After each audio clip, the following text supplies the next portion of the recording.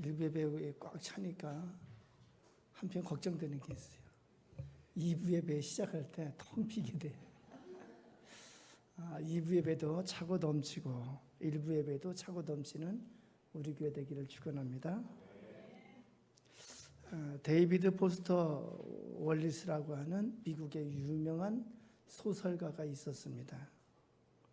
이 사람이 2005년도에, 이 사람이 2008년에 돌아가셨는데 2005년도에 캐니언 대학 졸업식에서 한 축사의 일부분을 주보 앞에 소개했습니다. 이분이 이렇게 말했습니다. 우리는 모두 무엇인가를 숭배하도록 그렇게 만들어져 있습니다. 그래서 우리가 할 수 있는 유일한 길은 어떠한 것을 숭배할 것인가, 숭배의 대상을 선택할 수 있는 것입니다. 선택할 때 어떤 영적인 대상을 숭배의 대상으로 선택할 필요가 있을까요?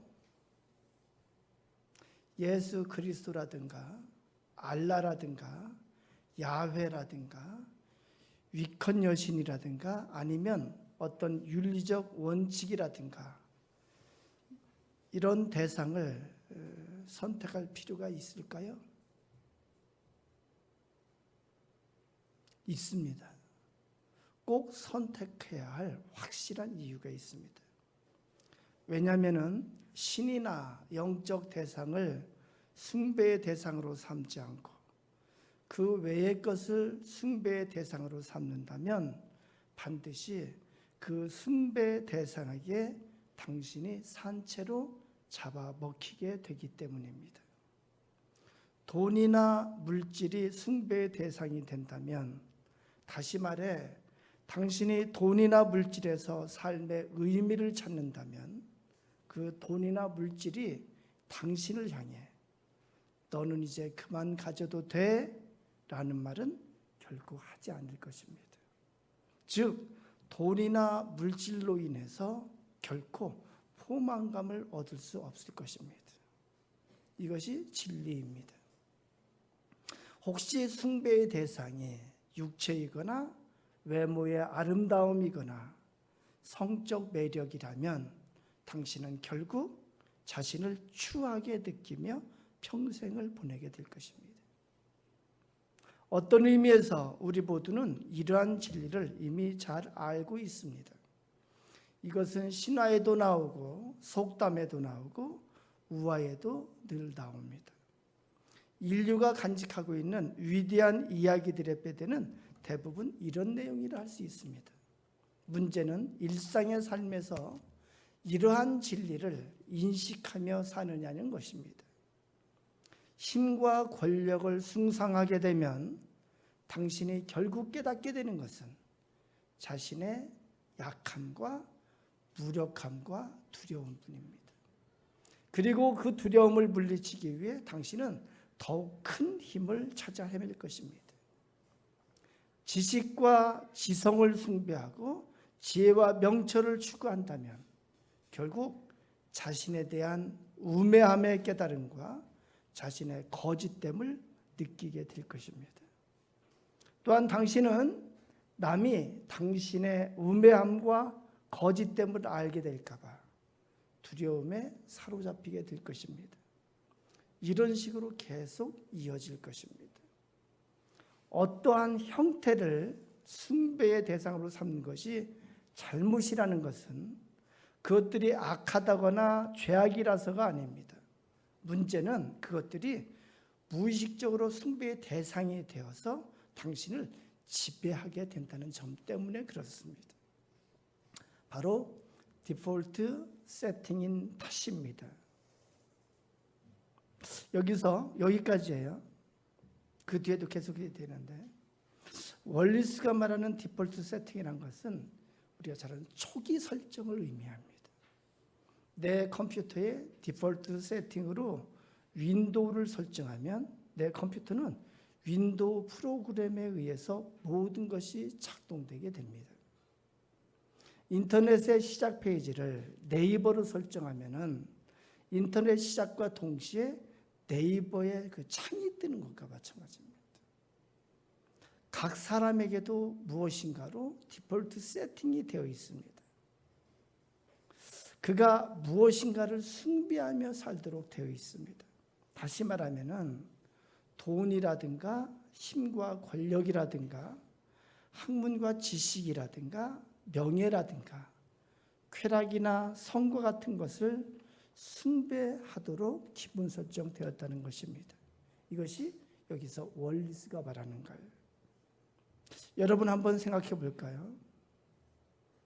상황을 판단하고 결정할 때 1차적으로 연관지어 생각하는 것이 무엇입니까? 문제는 이러한 것들은 결국 인간을 파멸시킨다는 것입니다. 돈을 숭배하면 돈으로 파멸하게 됩니다. 권력을 숭배하면 권력으로 파멸하게 됩니다. 쾌락이나 성을 숭배하면 쾌락이나 성으로 파멸하게 되어 있습니다. 이처럼 월리스는 인간의 디폴트 세팅이라는 개념을 통해서 파멸에 이르는 것을 숭배하지 말라고 경고합니다. 교회에 나오면은 믿음이란 말을 많이 합니다. 예수 그리스도를 믿어야 한다고 합니다. 예수 그리스도를 영접해야 한다고 합니다. 주인으로 모셔야 된다고 합니다. 이것은 무슨 뜻이냐면은 내가 숭배하던 다른 것을 버리고 내가 숭배하던 다른 것을 숭배하던 것을 버리고 예수 그리스도를 숭배의 대상으로 삼으라는 거예요. 예수 그리스도를 숭배의 대상으로 삼고 살 때 거기에 참된 길이 있고 거기에 참된 진리가 있고 거기에 영원한 생명이 있음을 성경은 가르쳐 줍니다. 이것이 바로 구원입니다. 그리스도인은 예수 그리스도를 숭배하며 사는 자입니다.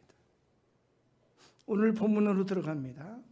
가끔 시내에 나갔을 때나 지하철에서 아주 심한 장애의 몸을 질질 끌면서 음악은 꼭 찬송가를 틀어놓고 구걸하는 사람들을 마주치게 됩니다. 본인도 힘들고 고통스럽겠지만 보는 사람들의 심정도 여간 힘든 게 아닙니다. 오늘 본문에도 이런 사람이 등장합니다. 태어나면서부터 못 걷게 된 사람입니다. 이 사람은 다리가 없거나 있기는 하지만 기능이 상실된 상태입니다. 이 사람은 선천적 장애를 가진 사람입니다. 걸을 수 있다는 기대를 본인 스스로 한 번도 한 적이 없습니다. 가족들이나 주변의 사람들도 이 사람에 대해서 걸을 수 있다는 기대를 해본 적이 결코 없습니다. 모든 사람은 이 사람이 안진뱅이로 사는 것이 당연하다고 생각을 했습니다. 그래서 이 사람을 여러 사람이 메고 성전 미문 앞에 데려다 놓았고 이 사람은 그곳에서 구걸하면서 생계를 유지했습니다. 많은 사람들은 오랜 시간 동안 그 사람이 그곳에서 구걸하는 모습을 보면서 성전을 오고 갔습니다. 모두가 그것이 당연한 것처럼 그렇게 여겼습니다. 그런데 오늘 본문에 보면은 지금으로부터 2000년 전 어느 날 베드로와 요한이 성전에 기도하러 들어가다가 그 안진뱅이를 봤습니다. 그리고 갑자기 돌발적인 행동을 합니다. 그 안진뱅이의 손을 잡아 일으키며 일어나 걸으라 그러면서 고함을 치는 것입니다.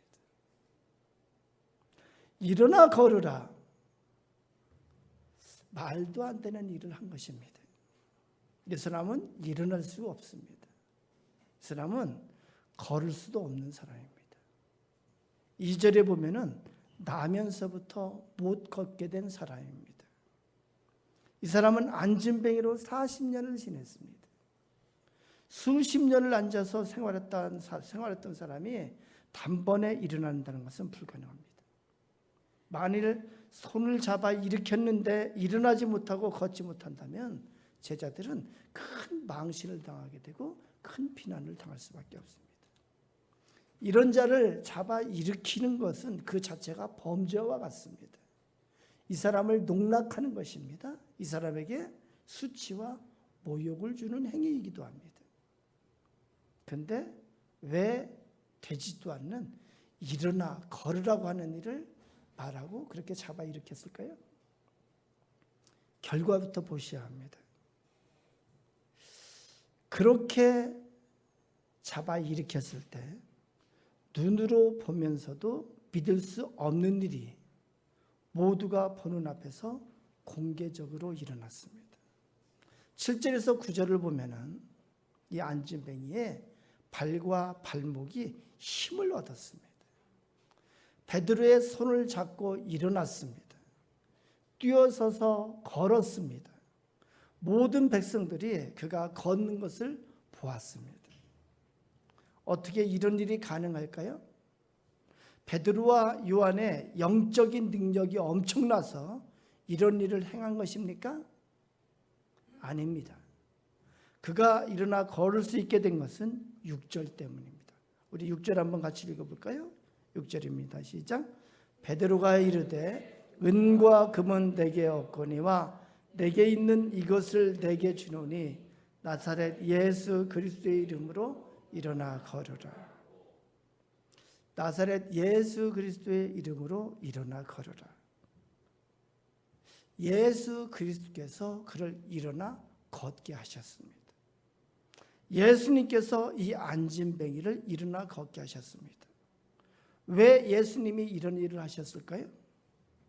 예수님이 부활 승천하신 후에 초대교회 성도들은 답답했습니다. 예수님이 계실 때는 각색 질병이나 각종 문제를 가지고 예수님께 나아갔습니다. 그러나 이제는 눈에 보이던 예수님이 없습니다. 이제 더 이상 예수님께서 자신들과 함께 계시다고 하는 것을 믿기가 참으로 어렵게 됐습니다. 자신의 문제를, 자신의 질병을 누구에게 가져가야 하나 숭배의 대상이 없었습니다. 예수님께서는 부활 승천하신 후에 약속하신 대로 성령을 보내주셨습니다. 성령은 예수 그리스도의 영입니다. 눈에 보이지 않는 예수 그리스도의 영이 성령으로 이 땅에 임하셨습니다. 이제는 눈에 보이는 육체를 입은 예수 그리스도는 없습니다. 그러나 눈에 보이지 않는 예수 그리스도의 성령이 계심을 이 사건을 통해서 예수님께서 보여주시는 거예요. 즉 이제도 예수님이 살아계시고 같이 하심을 보여주셨습니다. 여전히 예수님이 같이 하고 계심을 보여준 것입니다. 예수님의 이름의 권세로 이런 일이 일어나는 것을 이제 알려주셨습니다. 베드로와 요한은 이 앞에 사도행전 2장을 보면은 성령을 받은 사람들입니다. 베드로와 요한은 예루살렘 교회의 지도자들입니다. 이제는 예수 그리스도의 이름의 권세가 교회를 통해서 나타남을 보여주셨습니다. 베드로와 요한은 기도의 사람들입니다. 오늘 말씀에도 보면은 제9시 기도 시간에 성전에 기도하러 가는 도중에 일어난 사건입니다.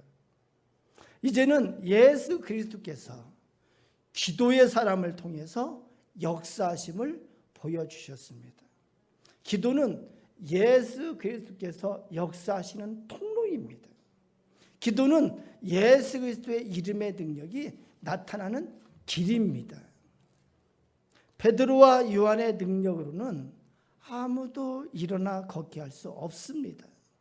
그들이 할 수 있는 것은 동전 몇 개 주는 것밖에 할 수가 없습니다.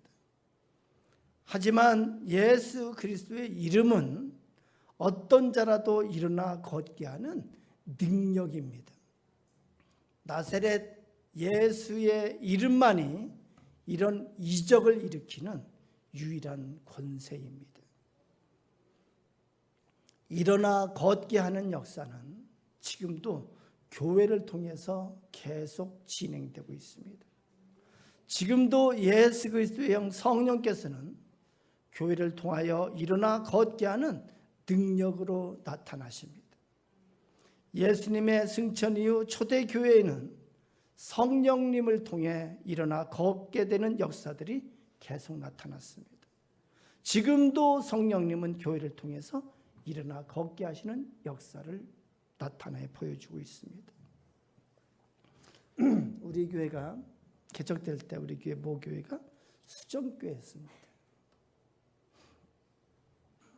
그때는 이제 대림동에 수정교회가 있었는데 지금은 인천 검단으로 옮겨졌습니다. 지금 아주 큰 교회가 돼서 교단에서도 큰 위치를 차지하고 있는 교회입니다. 제가 그 교회에 교육전도사로 있었습니다. 그때 교육전도사로 있으면서 제가 만난 분이 고영만 장로님이에요. 저하고 나이가 비슷해요. 그분의 간증을 한번 들은 적이 있어요. 이분이 젊었을 때 집안이 굉장히 가난했어요. 간신히 사는 정도였어요. 이분이 직장 생활을 어디서 시작하면 롯데 알루미늄이라는 데서 직장 생활을 하고 있었습니다. 그러다가 그 교회에 개척교회에 다니면서 그 교회에서 많은 일을 맡아 했습니다. 이분이 집사였을 때 교회 열심히 섬기고 있는데 담임 목사님이신 이제 조일래 목사님이 그랬다는 거예요. 고 집사님, 하나님이 축복을 하실 텐데 월급쟁이를 하면 복받을 그릇이 너무 작은 것 같아. 내 생각에는 집사님이 사업을 하면 좋겠습니다. 근데 이분이 그 말을 그대로 믿고 그 말을 들었어요. 그 말을 듣고 직장을 그만두고 사업을 시작했습니다. 그 롯데알루미늄 지금까지도 아주 탄탄한 기업이라고 그러는데, 근데 이분이 사업을 시작하면서 이분 말로는 그래요. 자기가 이렇게 할 수 없는 건데 하나님께서 사업을 경영하시는 것 같아요. 사업이 크게 성공을 했어요. 이분은 그래서 자기 모든 것이 하나님께서 주셨다고 그렇게 믿어요. 하나님께서 쓰시기 위해서 자기에게 복 주셨다고 그렇게 믿는 거예요. 그래서 대림동에 교회를 건축하는데 건축위원장으로 그 교회를 이렇게 주도적으로 그 교회를 건축을 했어요. 나중에 인천 검단으로 크게 부지를 장만해서 그리 옮겼습니다. 그때도 이분이 교회 건축위원장으로 그 교회를 건축을 했어요. 얼마 전에 좀 만나서 얘기를 들어보니까 지금도 사업이 번창하고 잘 되고 있습니다. 이분이 내년에 우리 교단의 장로 부총회장으로 그렇게 나올 예정이라고 그렇게 말했습니다. 경제적인 문제에서, 경제적인 상황에서, 어려운 가운데서 자신을 일어나 걷게 하신 하나님이심을 간증하는 걸 들었습니다. 우리 교회 금요 기도회가 4시에 있습니다. 이 기도회의 현장이 능력의 현장이라고 저는 믿습니다. 이 기도회에서 기도할 때, 같이 힘을 모아서 기도할 때 성령님의 역사가 일어나는 줄로 믿습니다. 우리 교회 기도의 자리, 새벽 기도회가 또 수요 예배의 자리가 능력의 현장이라고 저는 믿습니다. 예수 그리스도의 능력은 우리 삶에 안진뱅이 상태에서 일어나 걷게 하는 능력이 되는 이름입니다. 지금 우리 주변에는 일어나야 할 자들이 너무 많습니다. 성전 입구에 앉아서 성전에 들어오지는 않고 성전 안에서 무슨 일이 일어나는지 구경만 하는 자들은 일어나야 할 자들입니다. 우리 주위에 일어나야 될 자들이 너무 많습니다. 이 안진뱅이는 40년 동안을 하나님의 일들이 일어나는 것만 그냥 구경만 한 자입니다. 오직 돈을 구하는 것만 목적으로 사는 자들도 일어나야 할 자들입니다. 이 땅의 가치와 이 땅의 다른 것들을 숭배하며 사는 자들이 일어나야 할 자들입니다. 또한 너무 오래 앉아 있어서 자신이 안진뱅이라고 착각하며 사는 사람들도 있습니다. 일어나 본 경험이 없습니다. 교회를 나오기는 나오는데 교회 안으로 들어오지를 않습니다. 교회 안으로 들어와야 무슨 일을 체험할 텐데 여전히 밖에서만 맴돕니다. 예수 그리스도의 은혜를 사모하며 예수 그리스도 앞으로 나가야 되는데 그렇지 않는 자들이 또한 일어나야 될 자들입니다. 나는 당연히 안진뱅이야. 교회에 나와서 그냥 앉아만 있습니다. 예수 그리스도께서 나의 인생에 나의 삶 속에 일하실 리가 없어. 저쪽에 방관자로서 신앙생활하는 자들이 많이 있습니다. 예수 그리스도의 이름의 능력에 대한 기대가 전혀 없습니다. 예수 그리스도의 이름의 능력이 나와는 상관이 없다고 생각합니다. 예수 그리스도가 눈에 보이지 않습니다. 사랑하는 여러분, 예수님은 약속하셨습니다. 세상 끝날까지 내가 너희와 함께 하리라 약속하셨습니다. 예수님께서는 그 약속대로 예수 그리스도의 성령을 보내주셔서 지금도 우리와 같이 하시고 계십니다. 예수님은 일어나 걷게 하시는 하나님이십니다. 예수 그리스도의 이름에 대한 기대감을 가지셔야 합니다. 예수님의 능력은 우리를 일으키는 권세입니다. 이것을 믿는 것이 믿음입니다. 신앙생활하면서 예수 그리스도의 능력에 대한 체험이 있을 때 믿음이 더욱 견고해지는 법입니다. 예수 그리스도께서는 살아계셔서 지금도 동일하게 역사하고 계십니다. 이것을 믿는 것이 믿음입니다. 예수님께서 나를 일으키시면 어떤 문제도 해결됨을 믿으십시오. 어떠한 상황도 어떤 문제도 예수 그리스도께서는 해결하실 수 있습니다. 사랑하는 여러분, 여러분은 혹시 안진뱅이가 아닙니까? 예수 그리스도의 이름의 권능에 대한 아무 기대감이 없다면 안진뱅이 신앙생활입니다. 교회에 다니는데 아무 일도 일어나지 않을 것이라고 생각하는 것이 바로 안진뱅이의 신앙생활입니다.